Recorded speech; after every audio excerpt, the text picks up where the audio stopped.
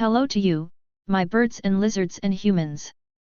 Welcome to another episode of Tabletop Thoughts, the series where I put down my ideas and thoughts on the hobby of tabletop role-playing. For this week, I ramble about my take on the question of whether or not you as GM should shield a player from consequences.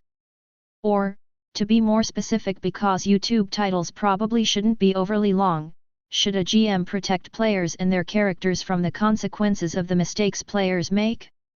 First, let me dig into what I would consider a mistake. For me, it isn't going to mean the players attempting a solution I didn't think of or don't want them to try. I might warn them about something they're thinking of doing, but I wouldn't stop them nor would I shield them from the consequences if they pressed on. For the term mistake here, I'm considering actions that they deliberately know would be detrimental or disastrous for them or their goals, but pursued anyway for one reason or another.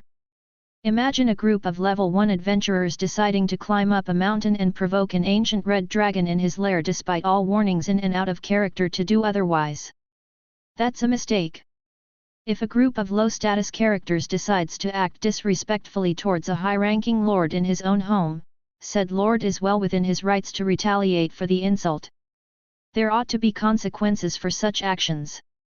Now that we've provided the proper context for the rest of this episode, it's time to answer the question. Should you? And as far as I'm concerned, the answer is a flat no. Unlike dice rolls, mistakes are things that are done with intent. A dice roll screwing a player over at a critical time? That's just dumb luck, and depending on the mood and need, you as GM might be in a position to offer a way to alleviate it even a little. But if the characters or the players are bringing down doom upon their own heads, that's not luck. That's their fault, and a GM should not be held responsible for what may arise because of that.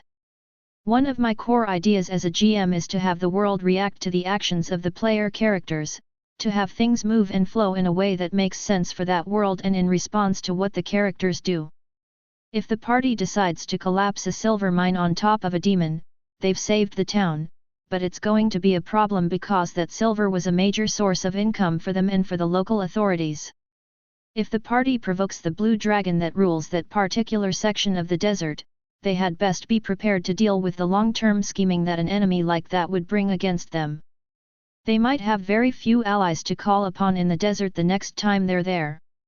And if you let your party do things without consequence, then your world isn't reacting as it should.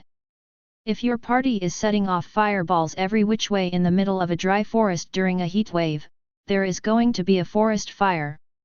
And it wouldn't be anyone's fault but their own for not considering the consequences of their actions.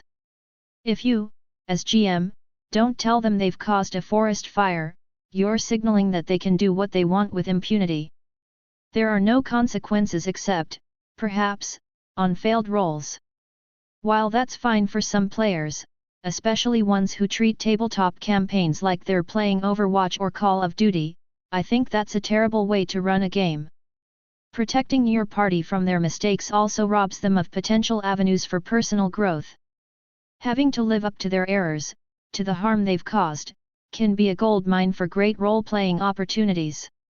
If one of your players has a fondness for the more performative aspect or if your players are very story-oriented, this can be one of the best ways to get something great and memorable out of them.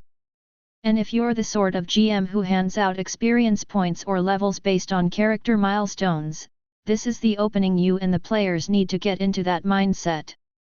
Letting the world react to party actions also helps in the immersive element of the experience and opens up plot hooks you can use.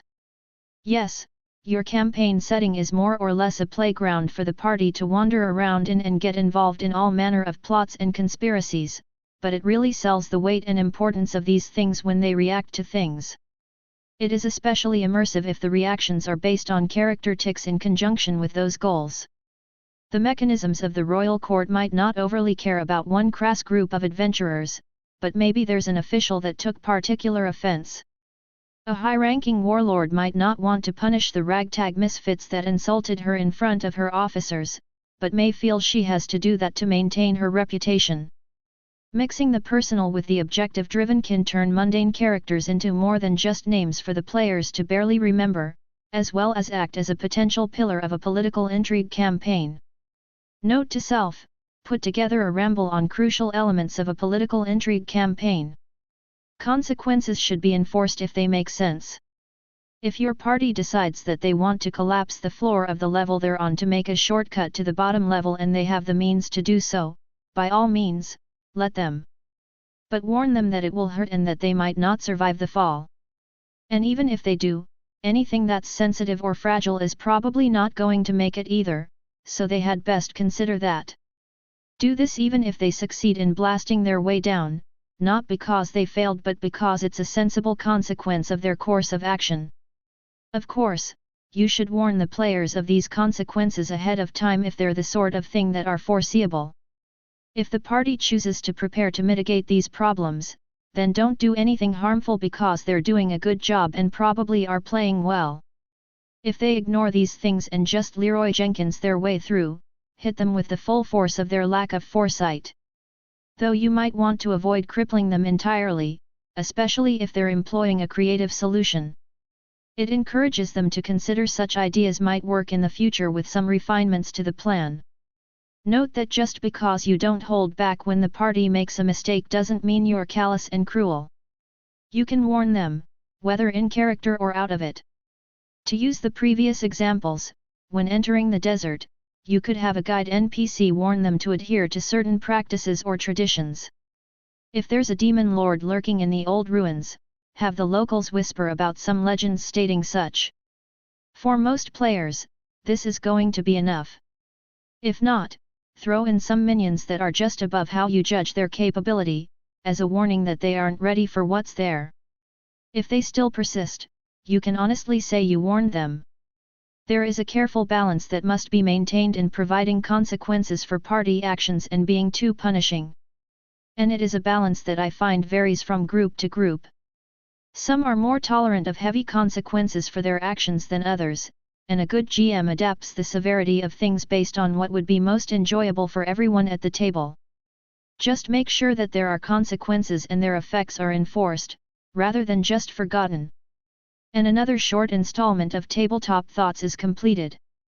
If you enjoyed this or found it actually helpful, do leave a like and a subscribe. It feeds the algorithm. Another way to thank me is to check the links in the description. There, you'll find my Patreon page, my short fiction blog, and links to where you can buy my novellas. With that out of the way, good luck, hope you roll well, and see you next week.